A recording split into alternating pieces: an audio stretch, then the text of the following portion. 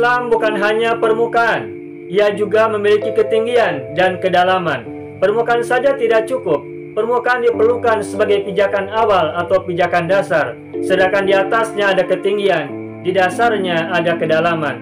Karena keunggulan Islam ada di atas ketinggian, maka seseorang harus mendaki dan menaik, dan karena kekayaan Islam ada dalam kedalaman, maka seseorang harus menggali dan menyelam. Baik pendakian maupun penggalian, penaikan maupun penyelaman, dua-duanya adalah proses panjang tanpa akhir dari setiap orang, semampunya, sekuatnya, dan sesampainya. Itulah sebabnya sepanjang hayat setiap orang harus terus mendaki dan menggali sampai nafasnya berhenti.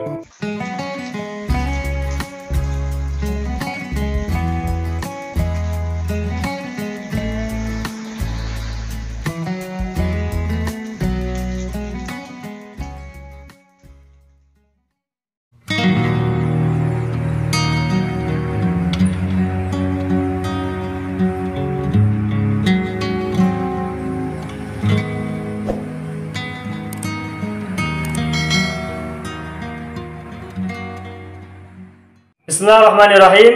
Assalamualaikum warahmatullahi wabarakatuh. Saya kembali akan menjawab pertanyaan dari salah seorang penyimak channel Arabia TV.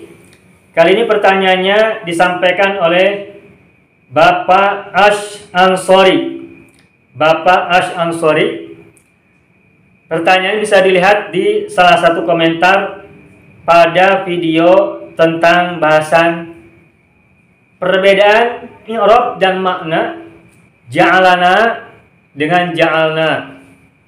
Nah, Pak Ash Ansori bertanya, apa bedanya kata utu dengan atawu? Baik, saya coba tuliskan ya. Apa perbedaan antara kata utu dan atawu? Apa bedanya antara kata utu dan atawu? Saya tuliskan utu dan atawu.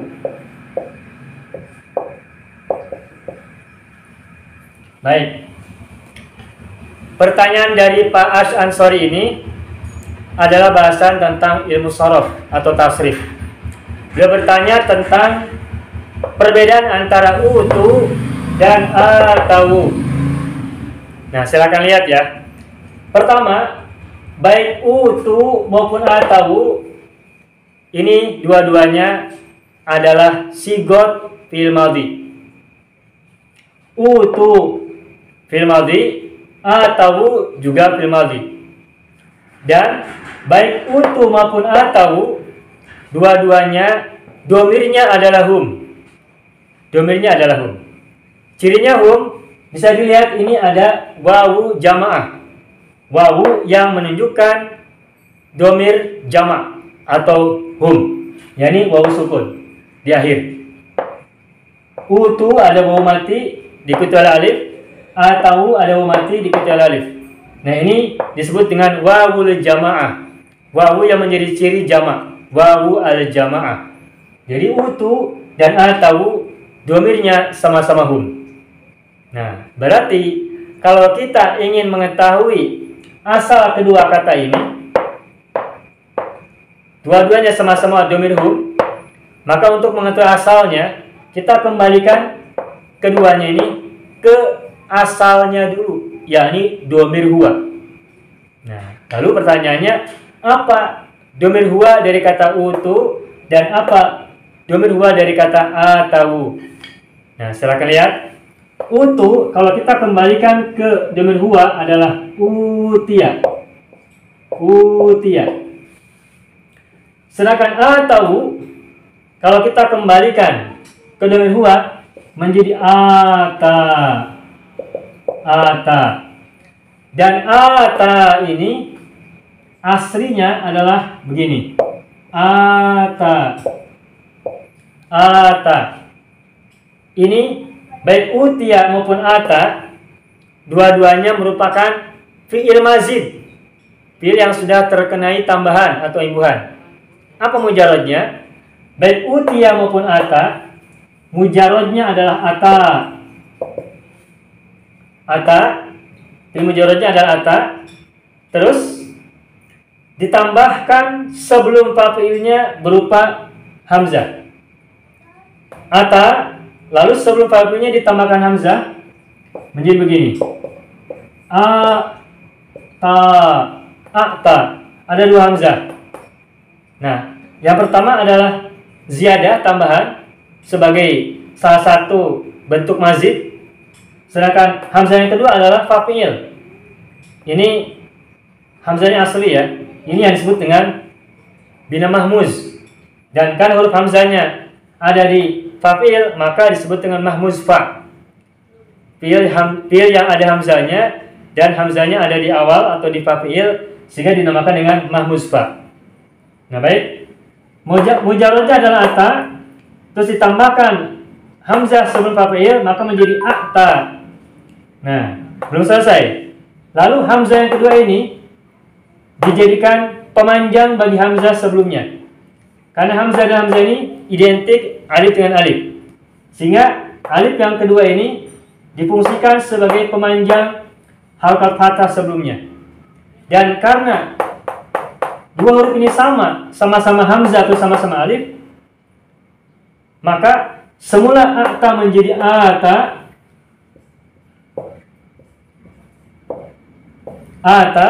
Kemudian karena alif dan alif bertemu, maka alifnya yang dua ini digabungkan jadi satu, kemudian diberi kompensasi dengan pemanjang.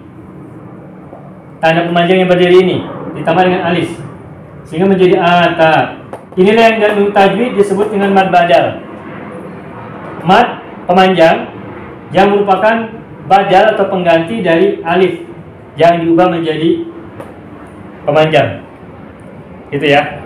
Ata. Nah, jadi mujarodnya adalah ata, terus ditambahkan hamzah sebelum fa'il menjadi a'ta, terus menjadi ata, dan akhirnya penulisannya menjadi ata seperti ini. Nah, ini adalah fi'il mazid dengan tambahan satu huruf. Al-mazid biharfin wahidin.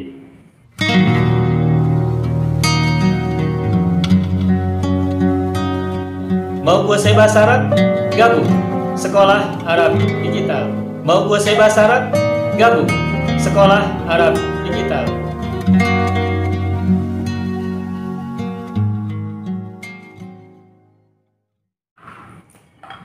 Kita lihat ke sini sekarang.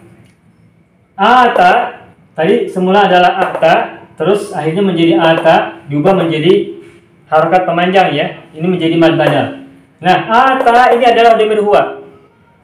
Nah, ketika ditasrif ke dhamir huma, maka ata menjadi ataya. Ataya. Ya-nya dihidupkan. Ataya. Dhamir huma. Terus ketika diubah ke dhamir hum, maka menjadi atayu. Atayu. Kenapa atayu? Karena ini lam fi'ilnya adalah ya. Ata, ataya, atayu. Dhamir huwa, dhamir huma, dhamir hum. Mudzakkar. Nah, terus sekarang lihat. Ini ta adalah ain fi'il, ya adalah lam fi'il. Terus sesudahnya ada wawu. Nah, perhatikan, ya itu adalah huruf ilat. Artinya kalau begitu, ata ini adalah fi'il yang huruf lam fi'ilnya terbuat dari huruf ilat. Terus huruf ilat ya ini berhadapan dengan huruf ilat yang lain, huruf wawu.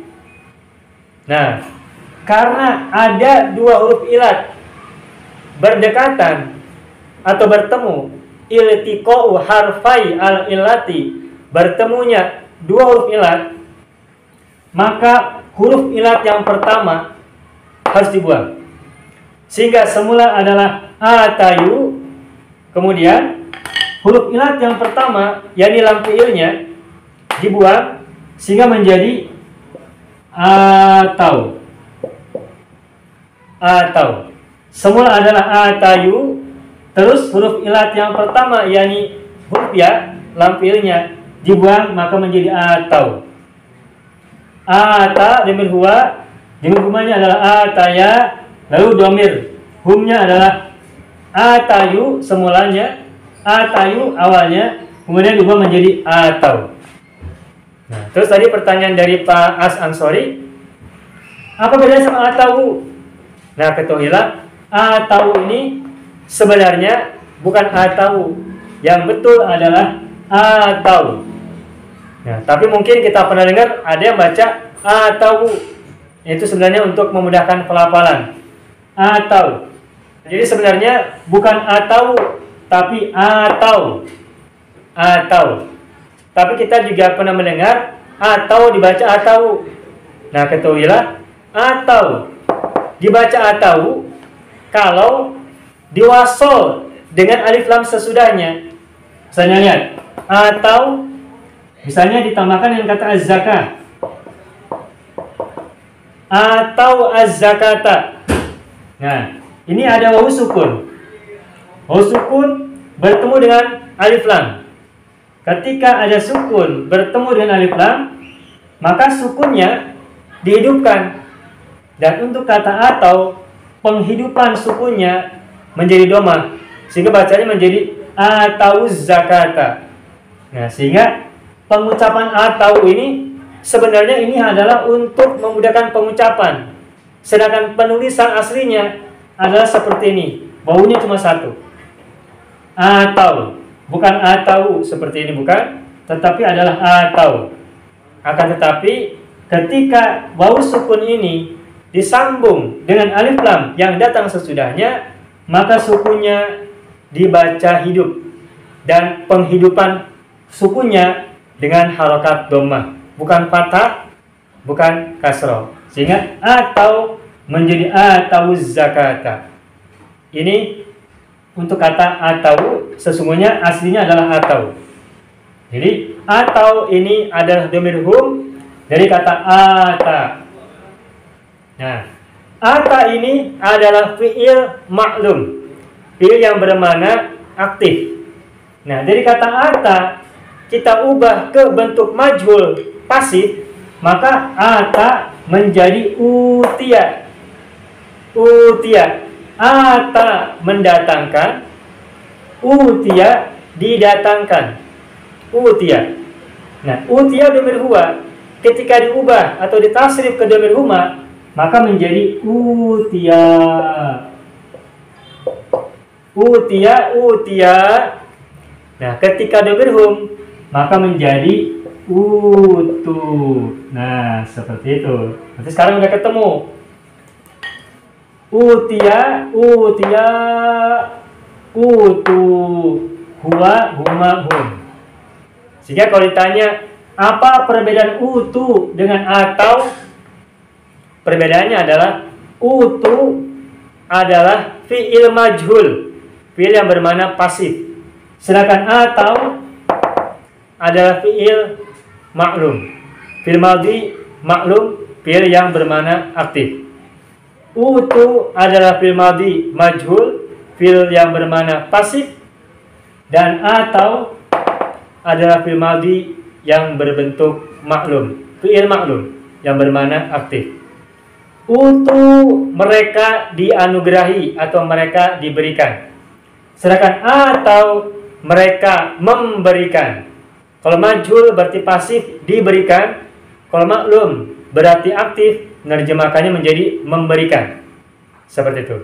Kesimpulannya, perbedaan antara utu dan atau adalah utu merupakan bentuk majhul dan atau merupakan bentuk maklum. Dua-duanya sama-sama fi'il madhi, dua-duanya sama-sama dhamir hum. Demikian.